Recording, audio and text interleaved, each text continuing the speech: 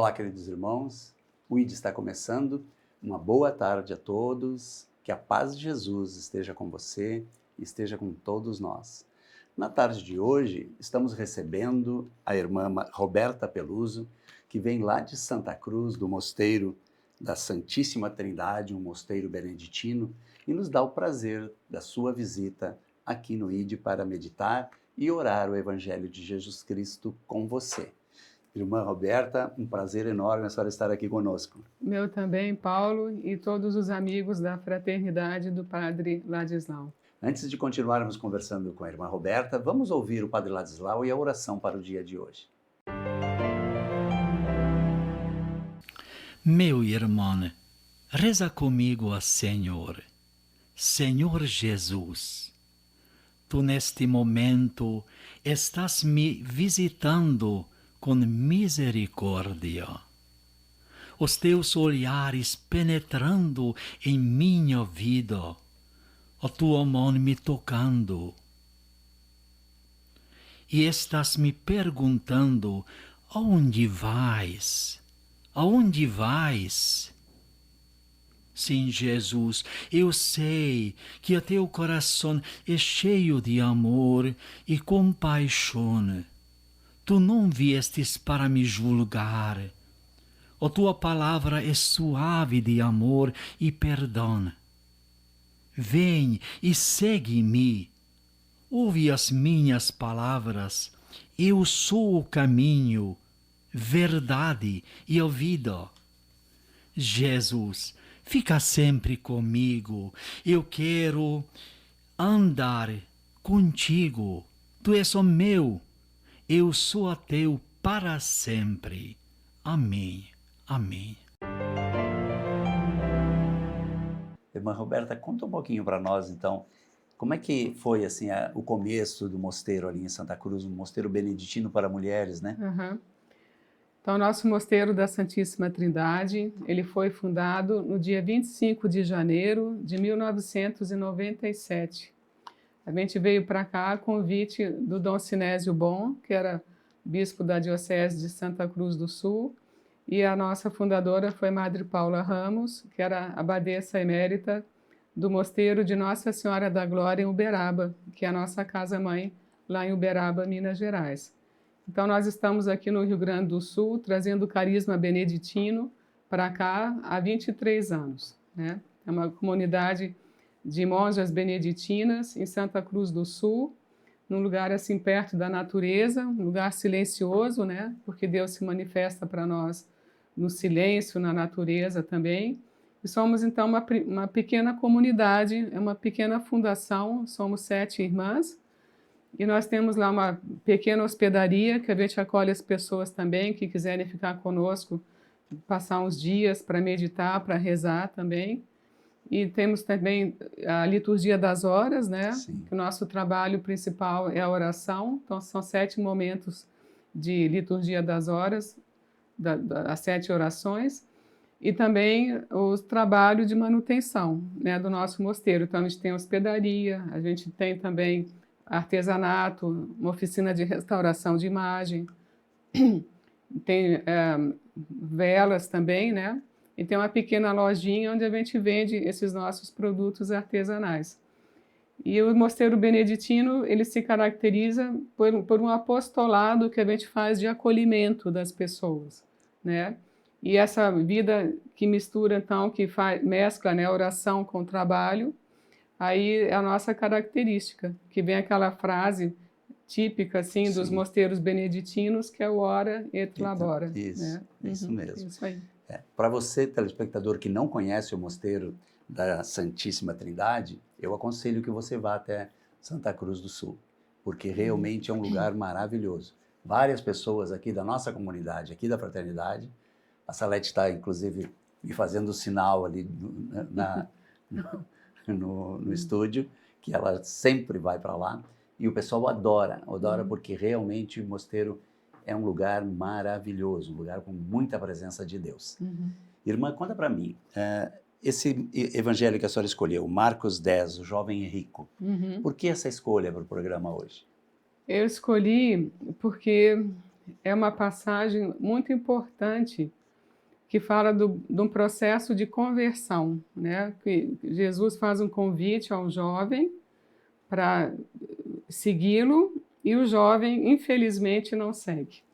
Tá bem. Não tem, digamos, um final feliz. O jovem não dá o passo, né? E escolhi também porque esse evangelho que tem um paralelo também em São Mateus, né?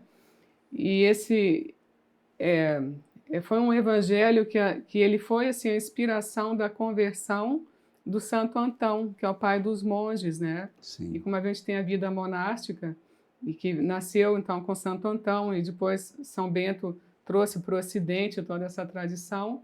Então esse evangelho foi muito importante na conversão de Santo Antão, quando ele ouviu o apelo do Cristo, né? Vai, vende tudo que tens e dá aos pobres. Então ele tinha acabado de receber a herança dos pais, tinha uma irmã, então ele deixa essa herança, ele dá aos pobres, coloca a irmã numa comunidade feminina e vai seguir a Cristo no deserto, né? Perfeito. E assim dá o primeiro passo inicial da vida monástica que a gente hoje, 1.700 anos depois de Santo Antão, 1.500 anos depois também de São Bento, a gente continua trazendo esse carisma, né, desse apelo. E essa passagem é importante por isso. E é muito cara, ela é muito importante, significativa para quem segue hoje a vida monástica. Não só os monges e as monjas, mas também quem segue o cristianismo, né? Os casais, no matrimônio, todo mundo tem que dar um passo, tem que fazer alguma conversão para poder chegar até o Cristo, né? Está bem. Vamos proclamar então, irmãos. Vamos. Uhum. Evangelho de Jesus Cristo segundo Marcos, capítulo 10, versículos 17 a 22.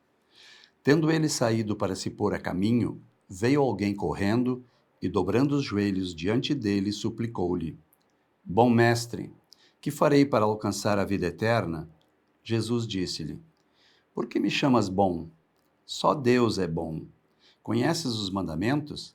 Não mates, não cometas adultério, não furtes, não digas falso testemunho, não cometas fraudes, honra pai e mãe. Ele respondeu-lhe: Mestre, tudo isso tenho observado desde a minha mocidade. Jesus fixou nele o olhar, amou-o e disse-lhe: Uma só coisa te falta.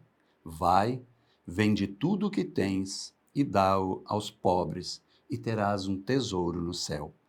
Depois vem e segue-me. Ele entristeceu-se com essas palavras e foi-se todo abatido, porque possuía muitos bens. Palavra da salvação. Glória a vós, Senhor. Roberta, esse evangelho, ele mexe com uma coisa que é muito cara ao homem, né? Que é o seu bolso, né? Uhum. Ele mexe na verdade, com o coração das pessoas, né? E aí tem um questionamento: onde está o tesouro da pessoa, né? Se está no bolso ou se está no coração e na fé dela. Então é um questionamento que o Cristo coloca, né? Porque essa passagem do Marcos tem uma paralela em Mateus 19, né? E essa, como a gente leu essa daqui, então são paralelos. E na do São Mateus é um jovem que aborda o Cristo e pergunta para o Cristo assim: Mestre, o que eu preciso fazer de bom, né? Ele faz uma pergunta filosófica, né? O bom, o belo. E aí esperava de Cristo uma resposta filosófica, né? Mas o Cristo responde, aqui em Marcos e Mateus, ele responde de uma maneira concreta, né? Ele quer uma atitude existencial da pessoa, que é praticar os mandamentos de Deus, os mandamentos que vêm já desde o Antigo Testamento. Não é aquilo que não é um conceito que ele pede uma atitude, ele pede atos, né, da pessoa, e aí tem por referência, então, esses 10 mandamentos, né? Não matarás. Em São Mateus ele coloca até esse ame o próximo como a ti mesmo, né? Que também é muito importante. Então, esse jovem rico, ele vem com uma proposta mais ou menos abstrata, e Cristo dá uma resposta prática. Faça isso. Então o jovem fica contente até, porque ele fala, mas isso eu já tenho feito, né? Já pratico os mandamentos e tudo. E agora, que mais eu vou querer? Que mais eu preciso fazer? Aí então Cristo faz a proposta. O jovem já praticava aquilo que tinha no Antigo Testamento. E agora Cristo pede para ele a novidade, que é ele próprio, que é seguir justamente a Cristo, né? Então, o Cristo responde, vai, vende tudo o que tens, dá aos pobres e segue-me. Aí, então, ele fica com medo, né? Ele fica com receio, né? E aí, então, ele se despede do Cristo, deixa e não faz aquele processo de conversão. E aí, então, essa é a questão, né? Ele não teve a coragem de dar aquele passo a mais para poder seguir a Cristo de maneira mais próxima, mais íntima, né? Isso é muito importante, né? É muito bonito esse evangelho, porque esse jovem, ele não tem assim um nome. São Mateus, que fez também essa passagem, a gente sabe, ele era cobrador de impostos, né, tudo. Cristo passa por ele e diz assim, vem e segue-me, né? Aí o São Mateus se levantou e seguiu Cristo, ele fez esse processo de conversão, né? E esse jovem não fez. Por que será que ele não fez, né? Então a gente tem que, porque Cristo depois coloca também, se você me segue, você vai ter um tesouro no céu, né? Então onde está o foco dos sentimentos desse jovem? Para onde vai o coração dele? Vai para esses bens, para a posse dos bens materiais, mas não vai para a fé, né? Para esse aspecto da fé, do amor a Cristo. Então ele não consegue dar esse passo. Mas e se ele tivesse dado o passo, o que aconteceria? Então, vem aquilo que o nosso Papa Francisco diz, e também já o Papa São João Paulo II dizia para os jovens, né? Não tenham medo, né? Não tenham medo. Deem esse passo, sigam Cristo, que a alegria do seguimento de Cristo vai conduzir vocês, vai levar vocês para onde vocês querem. Porque percebe que o jovem pergunta, né?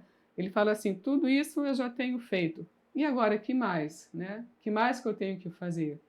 Aí então faz esse a mais. Mas aí ele, mas isso ficou assim. Então esse passo, né? A gente tem sempre que rezar pelas pessoas que não conseguem dar esse passo a mais. E que às vezes durante a vida ficam sempre nessa indecisão, né? Dá um passo para frente, fica com medo, tudo. A gente tem que orar, né, e focar em Cristo, né, para poder fazer esse processo de conversão. E se ele tivesse feito esse segmento do Cristo, né, a gente chama sequela Christi, né, que está nessas palavrinhas, nesses verbos. Vai, né, vende o que tens, depois vem e segue-me, né. Então esse vem e segue-me seria seguir as pegadas do Cristo, né.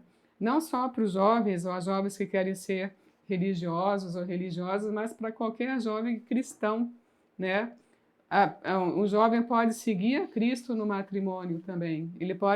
Ele segue um matrimônio cristão, ele é diferente do que somente um casamento no cartório, não é? Ele é mais profundo que isso. E pode-se seguir a Cristo dentro de um casamento cristão, né? Agora, o importante é que Cristo convida, liberta-te daquilo que te prende, torna-te livre, e é que eu te faço um convite. Se queres, né? Se tu queres, vende o que tens, vem e segue-me. Esse vender é solta-te daquilo que te prende, né? E aí vai seguir, então, um novo caminho. E esse novo caminho é esse segmento das pegadas do Cristo, ter Cristo como modelo e andando com ele pelas estradas da vida, né? Pelas estradas que Cristo vai mostrar. E aí a gente tem, então, o São Francisco também segue esse evangelho, né? Vende o que tens e segue, São Bento também. Por isso a gente tem até um caminho beneditino de espiritualidade, né? E São Bento diz também na nossa regra que o principal, o vício da posse, né? Tem que ser cortado, porque a gente então prende o coração nas coisas terrenas, caducas, transitórias, e não cuida do reino de Deus. Então, por causa disso, a gente tem que ter essa liberdade. Então, o que Cristo pede para o jovem, na verdade? Seja livre, né? Aceite o meu convite, venha comigo, e aí a gente vai, então, poder... Aquele teu desejo, aquela pergunta, tudo eu tenho feito, e o que mais? Sabe? Esse a mais, então esse a mais é o que Cristo fala, solta e vem comigo. Aí ele fica, ó, aí sempre, lembra São João Paulo II, né? E nosso Papa agora também, Bento XVI também, jovem, tenha coragem, sabe? Dê esse passo, segue o Cristo, né? E põe o teu coração onde estão os verdadeiros tesouros, né? O tesouro da fé, o tesouro da esperança, o tesouro do amor. E nessa passagem do São Marcos tem um versículozinho onde Cristo fita, né? Ele olha o jovem nos olhos, diz assim, ele olhou e o amou. Então esse amor de Cristo, né? Como é que nós vamos desfrutar esse amor do Cristo? Dando esse passo, né? Então isso é importante. Esse confiar no Cristo, dizer sim ao convite, né? E dizer, Senhor, aqui estou. Amém, irmã. E vamos convidar então você, querido telespectador, a assistir o VT do Tabernáculo de Deus, uma obra que o Padre Ladislau nos pede que o ajudemos a concluir, e em cima dessa pregação, em cima dessa meditação que a irmã Roberta está fazendo para nós, né? Você não precisa vender tudo o que você tem, mas você pode colaborar também conosco para a conclusão dessa obra. Pai Santo, tu me chamas para colaborar, associar e ser operário da tua obra. Sim, eu quero ser também sócio, comprometido, quero conquistar mais pessoas associados para construir um mundo novo, um mundo fraterno. Colabore com a fraternidade depositando sua doação na conta que aparece no seu vídeo ou ligue para nós no telefone 51 3249 9957 e seja um colaborador. Irmã, seguindo então o nosso programa, como é que vamos ver assim essa relação de Jesus com nossos jovens, né? Uma coisa que o Papa João Paulo II já se preocupava tanto, né? Em fazer a Jornada Mundial da Juventude, por exemplo, né? Esse carinho todo, essa proximidade que ele queria com os jovens, né? Já começa aí, né? Aí a gente pode ver nessa passagem do Evangelho aí do Marcos e do Lucas que o jovem, ele tinha uma relação superficial com Cristo, né? E o Cristo propõe para ele uma relação mais íntima, de maior intimidade. Então, para você ter um raciocínio mais profundo, uma fé mais profunda, a gente precisa de alguns elementos muito importantes. Em especial, o silêncio, né? O silêncio para você poder ter um tempo para rezar e para daí, então, ter um contato com Deus e poder ter essa relação de maior intimidade com Deus, né? Por isso, então, a importância dos mosteiros, né? Que os mosteiros são esses lugares onde as pessoas vão para poder dar um tempo a si mesmas, para poder, então, pensar, meditar, refletir sobre a sua vida, né? E sobre o que Deus quer para elas também. Isso é muito importante. Então, a pessoa vai viver a sua vocação primordial, né? O que a gente chama até de vocação à santidade. E o que seria essa vocação à santidade? Seria a gente, então, restaurar no nosso coração a imagem de Deus, a semelhança de Deus que foi perdida, né? Então, a gente faz um trabalho de obediência, um trabalho de conversão dos nossos costumes, né? Para poder restaurar dentro do nosso coração a imagem de Deus perdida. E é isso que o Cristo pede, né? Agora, isso só é possível se a gente tem essa liberdade interior. E essa liberdade interior é que vai dar o espaço dentro da gente para que Cristo habite em nós e nos trabalhe. Ou para que o Espírito Santo, né, trabalhe em nossos corações. Se o nosso coração está apegado às riquezas, como é esse caso, né, ou apegado a outro, não só às riquezas, mas aquilo que é fugaz, aquilo que não nos leva até a vida eterna, se o nosso coração está amarrado nessas coisas, então não vai dar espaço interior dentro de nós para que o Espírito Santo habite em nós e faça esse trabalho. Por isso a gente tem sempre que rezar, pedir para que a gente se liberte daquilo que nos prende, para que a gente possa abrir o nosso coração para a ação de Deus em nós também, e para que isso aconteça também com as pessoas que querem dar esse passo a mais. O jovem, e que mais eu tenho que fazer? Tudo isso eu já tenho feito, né? Mas que mais? Então abre teu coração, tenha coragem, não tenha medo, né? Te entrega para Cristo. E aí então você vai desfrutar da alegria do amor de Cristo, porque primeiro ele olha com amor. Aí a gente diz sim, então a gente dá esse passo. A gente vai, a gente segue Cristo, né? E aí vai seguindo Cristo nos caminhos que o Cristo vai mostrar para nós. Quando Cristo nos mostra o caminho, ele não diz assim, você vai chegar por aqui, não tem um GPS, né? É o Cristo. Ele vai mostrando o caminho à medida que a gente vai caminhando nesse caminho.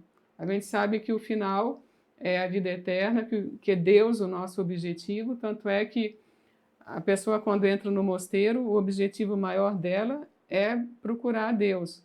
São Bento coloca, né? Quando se aproxima um candidato, uma candidata, tem que ver se ela realmente procura a Deus, né? Esse é o nosso objetivo. Agora, como a gente vai chegar lá, a gente só vai descobrir à medida que caminha, né? E esse é o caminho do Cristo. Quando ele diz, eu sou o caminho, a verdade e a vida, você só vai saber o caminho se relacionando com Cristo. Por isso esse convite para o jovem, vem e segue-me, né? O São Mateus, sim, vem e segue-me, seguiu, né? São Pedro, logo em seguida a essa passagem aí, São Pedro pergunta, e nós que deixamos tudo, né? O que vai acontecer conosco, né? Então vocês vão ter 100 vezes mais, né?